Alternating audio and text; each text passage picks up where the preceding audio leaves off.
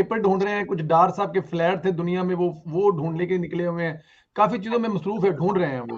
अच्छा, ये बताइएगा, मुस्लिम लीग नून ने मूवी पंजाब में बड़ी सरगर्म हुई है, हमजा शहबाज साहब ने एक ट्रिप मारा है और काफी लोग उनके साथ जुड़े हैं।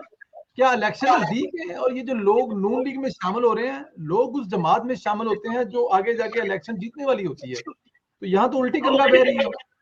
मैंने तो आपको पिछले प्रोग्राम में भी और उससे पिछले में भी बताया था कि मुझसे डायरेक्ट राब्ते में है, जी। और उसके बाद आपने देखा कि कुछ लोगों ने अनाउंस भी कर दिया, अभी और लोग भी अनाउंस करेंगे। आपको लोकल बॉडीज के जो इलेक्शंस हुए हैं, ये बात कहने वाली है कि लोकल बॉडीज में जो क्लीन स्वीप किया है पीएमएलएन ने, वो सारे हमजा शहबाज की सीट्स हैं। वो डायरेक्टली वो लोग हैं जो कि हमजा शहबाज और शहबाज शरीफ साहब के, मतलब जो उनकी सीट्स थी वो उनको मिली है। फौजी इलाकों की बात करें ना आप, जो सीटें जीते हैं वो, जो भी सीटें मतलब अच्छे इलाकों में जीते हैं, और हमजा जी शहबाज की जी जी जी, पसंद मैंने की तो लोग थे। मौजे का जी जी जी जी, वो मतलब कुछ कुछ अच्छी मतलब महबूब एरियाज में जीते हैं। जी लेकिन जिनको सीटें दी गई थी वो भी हमजा शहबाज की, जो मैं समझती हूँ, उनकी लिस्ट के मुताबिक के लोग थे। बिल्कुल ठीक। यानी कि ये भी एक बात है ना कि ऑल्दो उन एरियाज में जीते हैं, लेकिन हमजा शहबाज की पसंद की लिस्ट थी वो, मतलब कहीं और से वो पसंद नहीं आई। ये बात इसलिए मैं कह रही हूँ क्योंकि ये एक बड़ी खुशाइंद बात है कि आगे क्या होने जा रहा है। आपको पता है कि पंजाब की सियासत, जो कि पीएमएलएन की रीढ़ की हड्डी है, वो हमजा शहबाज संभालते हैं, शहबाज शरीफ साहब संभालते हैं। और इस वक्त साउथ पंजाब का जो चक्कर लगाया है हमजा शहबाज ने, तो वो ना भी लगाते तो लोग उनके साथ जुड़ते और लोग उनकी टिकट्स मांगते। मैंने तो कोई पंजाब का या मैंने तो कोई किसी टिकट्स की ऑफर नहीं दी, लेकिन लोग मुझसे भी राब्ते में है, तो हमजा शहबाज से तो जाहिर है उनको तो बहुत कामयाबी होगी। लेकिन पीएमएलएन ऐसी विनिंग स्ट्रीक पे है कि इस वक्त मुझे बाकी पार्टीज के रहनुमा, बड़ी पार्टीज के रहनुमा, पाकिस्तान पीपल्स पार्टी, पीटीआई, मजहबी जमातों के रहनुमा ये कह रहे हैं कि पीएमएलएन स्वीप करेगी जब कभी इलेक्शन हुआ। पीएमएलएन स्वीप करेगी इलेक्शन। ये मुझे बाकी पार्टीज की बातें कर रहे हैं, मैं पीएमएलएन की बात नहीं कर रही। मुझे बाकी पार्टीज के रहनुमाओं ने पिछले कुछ 4-5 दिनों में डायरेक्टली राब्ता किया और कहा है कि पीएमएलएन स्वीप करेगी। तो अगर पीएमएलएन स्वीप करेगी और मैं भी इस बात से इत्तेफाक करती हूँ, तो मेरा ख्याल है कि पीएमएलएन को जरूरत नहीं है कि साउथ पंजाब में कौन टूट रहा है और आपके पास आ रहा है, या केपी में कौन आप तोड़ सकते हैं, या लाहौर में आप कौन तोड़ सकते हैं, क्योंकि पीएमएलएन जिसको भी टिकट देगी वो जीतेगा। तो मेरा ख्याल है कि इस वक्त पीएमएलएन को किसी को तोड़ने की और बंदे कहीं और से जमा करने की जरूरत नहीं है। पीएमएलएन के टिकट पे जो भी खड़ा होगा वो जीतेगा। खंबा, खंबे को देंगे, खंबा भी जीतेगा। मैंने आपको कहा मैं स्वीडन में थी, स्वीडिश किसी खातून को लेके आ जाएं, वो भी जीतेगी। हॉलैंड के नाम ले दें। हॉलैंड की खातून, लेकिन मैं तो इसे नहीं, लेकिन मेरा मतलब है कि उसका पटवारी होना भी जरूरी नहीं है। अच्छा, पटवारी होना भी जरूरी नहीं है, बिल्कुल ठीक है जी। मेरा तो मतलब ये था कि अगर कोई गोरी भी आप ले आए जी, तो भी वो जीत जाएगी। बिल्कुल ठीक है। शहबाज शरीफ साहब बड़े गर्म रहे हैं, सरगर्म रहे हैं 2 हफ्ते, उन्होंने पंजाबी कहते हैं कि वक्त पाई रखे है, फिर अचानक हादसा होता है और वो गिरते हैं सीढ़ियों से और उनकी कमर का दर्द 2 हफ्ते के लिए निकल आता है। उनकी जो ये मतलब कि गैर हाजिरी होती है, इससे पार्टी को कोई फर्क पड़ता है, नुकसान होता है? देखिए, मेरा मेरा बहुत अरसे से ये ख्याल है, और मेरा ख्याल है कि बहुत से पटवारीज और पीएमएलएन वाले मुझसे शायद इत्तेफाक ना करते हो, अब तो मानते हैं, पहले नहीं मानते थे।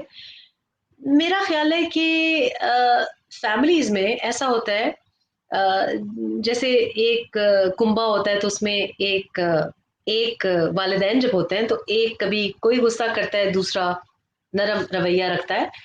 कभी कोई स्कूल ड्रॉप करता है, कभी कोई स्कूल ड्रॉप करता है। तो मेरा ख्याल है कि शहबाज शरीफ 2 हफ्ते बोलते हैं, फिर वो रेस्ट करते हैं, फिर मरियम बोलती हैं, बिल्कुल इत्तेफाक से हो रहा है जो कुछ भी हो रहा है। और ये अच्छी चीज है, उनकी एक अपनी लाइन है। तो ये जो कहते हैं ना कि मरियम को चुप करा दिया, लेकिन कितने दिन चुप करा दिया? 4 दिन ही चुप किया, इतना क्या चुप करा दिया? और मेरा ख्याल है कि ये बड़ा अच्छा है 2 हफ्ते। मैं तो पर्सनली समझती हूँ कि शहबाज शरीफ साहब, अल्लाह उनको सेहत दे, लेकिन उनको एक्चुअली ये रेस्ट की जरूरत भी है।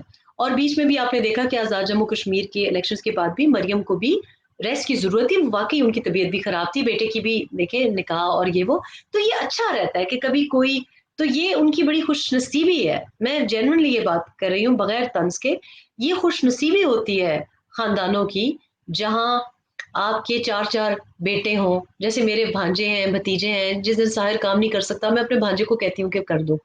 और अगर वो मेरे लिए सारे एक बराबर हैं, और अगर मैं उनमें ज़रा सी भी कोई, आज सुबह की बात है कि उसने मुझे ये कहा कि भई मैं भी आपका, आप कहें तो सही, मैं भी आपका बेटा नहीं हूँ? तो मैंने कहा हाँ, हाँ, तो बस कहने की ज़रूरत नहीं। तो ये इस ख़ानदान की खुशनसीबी है कि हमज़ा शहबाज़ की अपनी काबिलियत है, मरियम नवाज़ की अपनी काबिलियत है, शहबाज़ शरीफ़ एक तरीके से बात करते हैं, नवाज़ शरीफ़ दूसरी तरीके से बात करते हैं।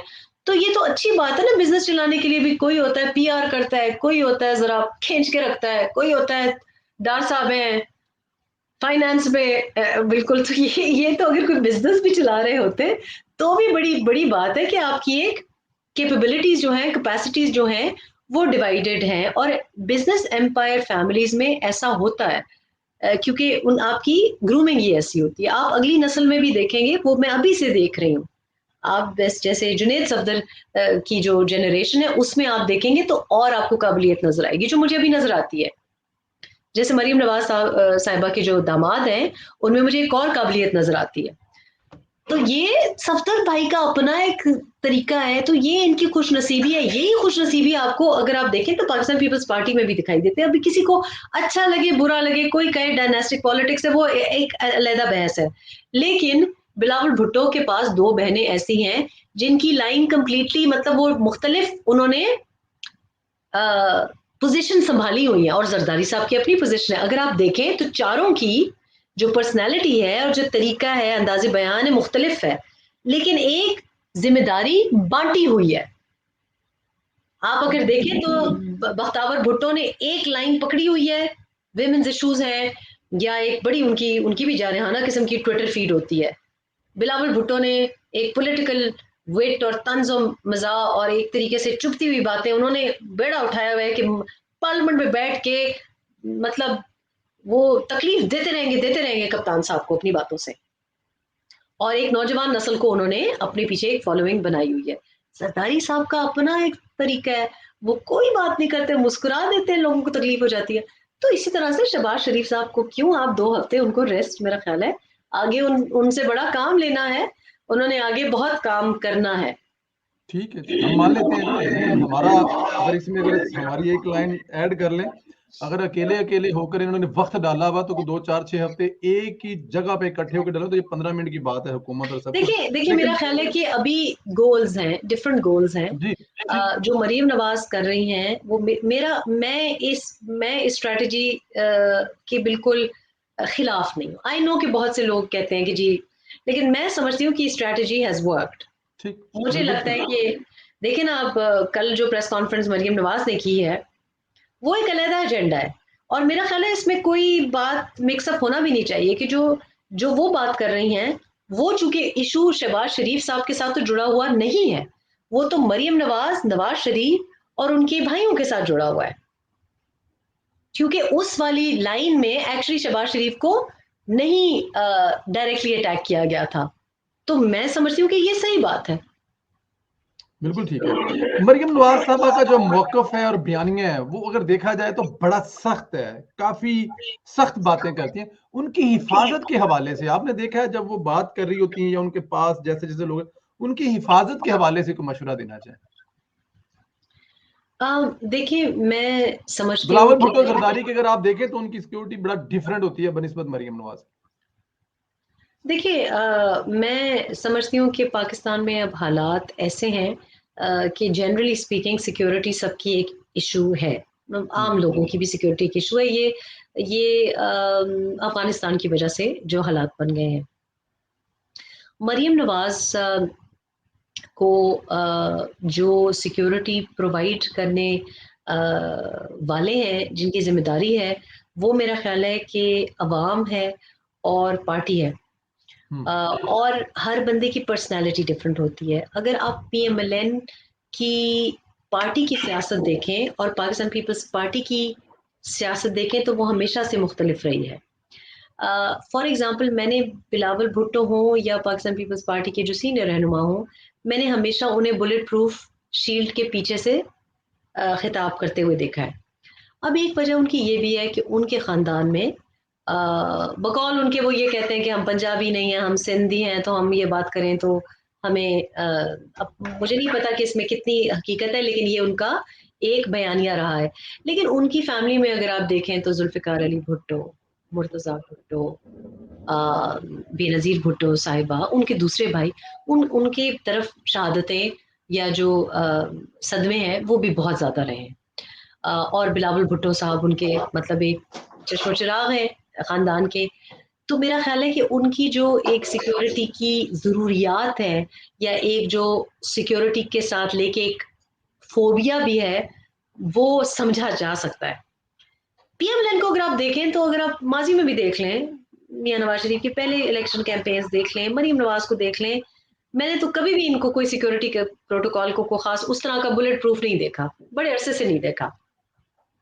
और मेरा ये कंसर्न रहा है, गिलगित बल्तिस्तान में रहा, आज़ाद कश्मीर में रहा, जनरली रहा, बल्कि उससे पहले लाहौर की सड़कों पे रहा।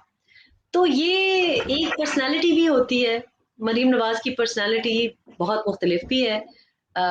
मैं चाहती हूँ कि वो अपनी हिफाजत के ऊपर तवज्जो दें, लेकिन जब भी मैं ये बात करती हूँ तो लोग मुझको याद कराते हैं कि मैडम आप भी तो निकलती हैं तो आप यही हरकतें करती हैं। तो मेरा ख़्याल है एक-एक तबीयत भी होती है कुछ लोगों की। सो ये मेरा मेरा मुशाहिदा भी है क्योंकि मैंने आज तक उनको कभी बुलेट वेस्ट पहने हुए नहीं देखा, कभी भी नहीं देखा। और मैंने इमरान साहब को कभी, जब वो कुछ भी नहीं थे, कभी घर से बुलेट वेस्ट के बगैर निकलते हुए नहीं देखा। बिल्कुल ठीक है। ये जो आप कह रहे हैं ना आगे से बुलेट प्रूफ शीशा हटा के, ये मियाँ साहब भी ऐसे ही करते थे, ये भी मियाँ मरीम साहब ने नवाज़ ने हमेशा, हटाया। मैंने आप माज़ी की तकारीर देख लें, जी, मैंने कभी नहीं देखा। मेरा जी। ख़्याल है एक जगह शायद मैंने देखा होगा और वो मेरा ख़्याल है वो भी मियाँ साहब का नहीं देखा, जो ये पाकिस्तान डेमोक्रेटिक मूवमेंट की एक जलसा हुआ जी।